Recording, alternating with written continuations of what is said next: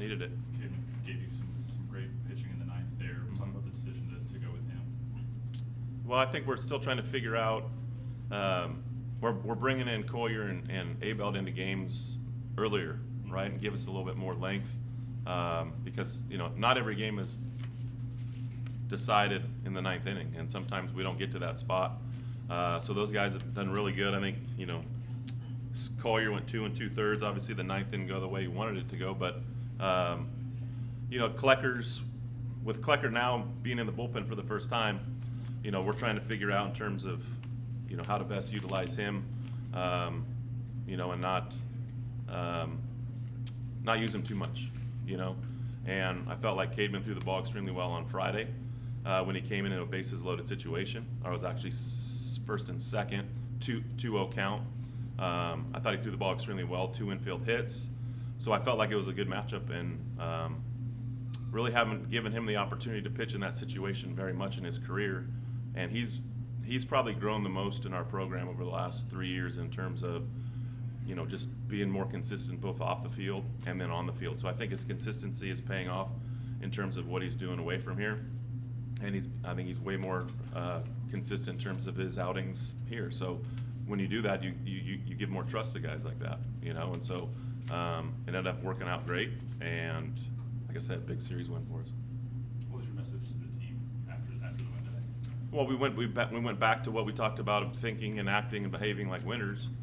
And both ninth innings, the last 2 games and games in which we won, it was first and second and nobody out.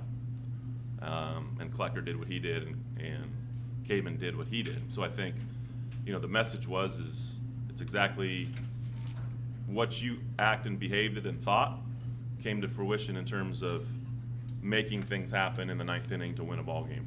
When you're not thinking and like winners and acting like it, next thing you know, it comes up and bites you in the rear end. It's poor us. Oh no, here we go again. But both of those got squashed, and I think especially because of what Klecker and Cademan came in and did.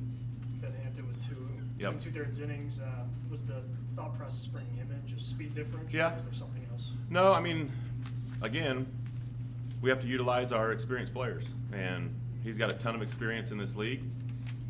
Most of it, obviously, being out of a starting role, and so with Mason, getting his first opportunity in Big 12 weekend, starting a game, I thought it was a great, change of pace in terms of seeing 99, 100 miles an hour from Bixby, and then Hampton coming from the left side more in the 87 to 90 mile an hour range with a big overhand breaking ball. So just kind of a speed him up, slow him down, and then bring Collier in, and then got it to Kleck, or got it to Parker. I'm not going to say that, John. Cat's pajamas. How did you feel about Bixby's start today? Gave you 3 good innings. Yeah, I think he's right there. I think if he can get a little bit more killer instinct, and he's a very mild-mannered young man.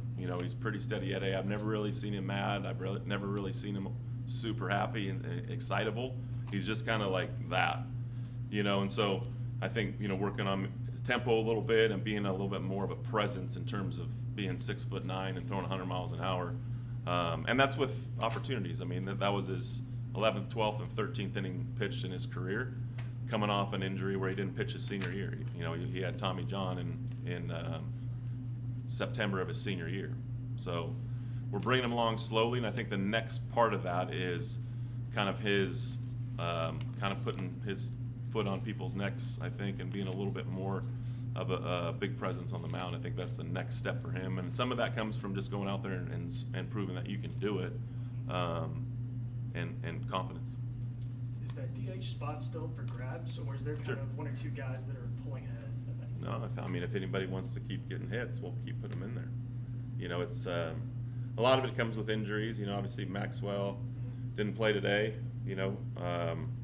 Limited him in terms of his hamstrings. We can't have him go down like Brody. So it's kind of something where, we're giving a ton of people opportunities. You've seen Wattis in there. You've seen Tolley in there. You've seen Ingersoll in there. You've seen a lot of guys get chances, and sometimes it's difficult when you only get 3 or 4 at bats, and then it's the next guy. I understand that, but it's all about what you do with your opportunities. I thought Fisher was, for the most part, had a base hit.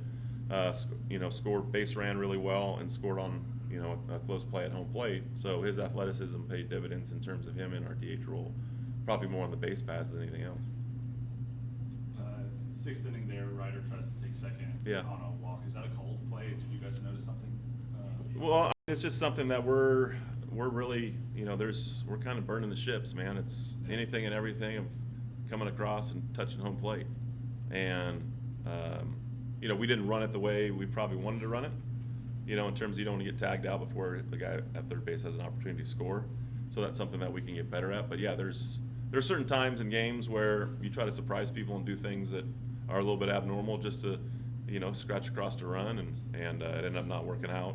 You look stupid when it doesn't work out, but everybody would be going nuts if it did work out. And so, it's just something that we've talked about doing is making sure that we're giving our guys the best opportunity to put as many runs on the board as possible and try and win games. He responds to the top of the next inning with a 4-3 double play. It's a nice play. Unbelievable play. On a hard hit ball. Yeah, the guy's stealing second base and slides right in as the ball's getting to him. That takes a lot of concentration because there's a lot of action going around where he's trying to field the baseball. So, I got confirmation though, if he doesn't field that baseball, the runner's out and the batter is safe.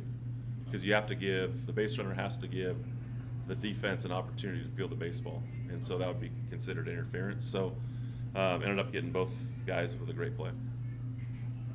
How do you carry this weekend forward? Yeah, I mean, that's the way the guys handle and what they learn from the weekend. You go after Friday night losing your fifth game and falling to whatever we were, 5-11 in league. I mean, I think just like I said, just as fast as it disappears, it can be just as quick to come back. But it's got to be done and the belief and carryover effect by our players. And I thought they did a really good job of taking over. We want to take a back seat on game day. Coaches do. And I felt like we for sure could do that today because we had a lot of guys kind of coaching each other.